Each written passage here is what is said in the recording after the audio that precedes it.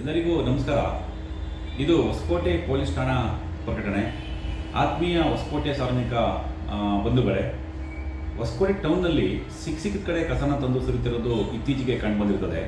Hosakote toll, ಅದೇ ರೀತಿ ಉಪ್ಪರಳ್ಳಿ ಕೆರೆ, ಅದೇ ರೀತಿ ಕಾಲೇಜ್ ರಸ್ತೆ, ಅಗ್ರಿಕಲ್ಚರ್ ಆಫೀಸು, ಅದೇ ರೀತಿ ಈ ಖಾಲಿ ಸೈಟ್ಗಳು, ಖಾಲಿ ಲೇಔಟ್ಗಳಲ್ಲಿ ಕಸನ ತಂದು ಸಿಕ್ಕ ಕಡೆ ಸುರಿತಿರೋದು ಕಂಡು ಬಂದಿರ್ತದೆ. ಆತ್ಮೀಯ ನಾಗರಿಕರೇ, ಈ ರೀತಿ ಕಸನ ತಂದು ಸುರಿತಿರೋದ್ರಿಂದ ಮನುಷ್ಯನ ಆರೋಗ್ಯದ ಮೇಲೆ ಪರಿಣಾಮ ಬೀರ್ತಾ ಇದೆ.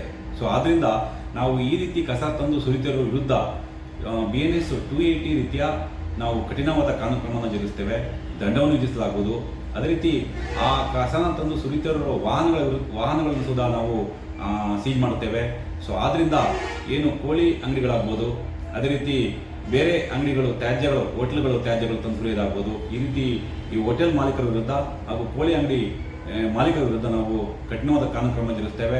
ಅದೇ ರೀತಿ ಸಾರ್ವಜನಿಕರು ಸುಧಾ ಹಸಿ ಕಸ ಮತ್ತು ಒಣ ಕಸವನ್ನು ಮಾರ್ಪಡಿಸಿ ನೀವು ನಗರಸಭೆ ಅಧಿಕಾರಿಗಳಿಗೆ ನೀವು ಸಹಕಾರ ಕೊಡಬೇಕು ಅಂತ ಹೇಳಿ ಈ ಮೂಲಕ ನಾವು ಪೊಲೀಸ್ ಠಾಣಾ ವತಿಯಿಂದ ಎಚ್ಚರಿಕೆಯ ಸಂದೇಶವನ್ನು ನೀಡ್ತಿದ್ದೇವೆ. ಧನ್ಯವಾದಗಳು.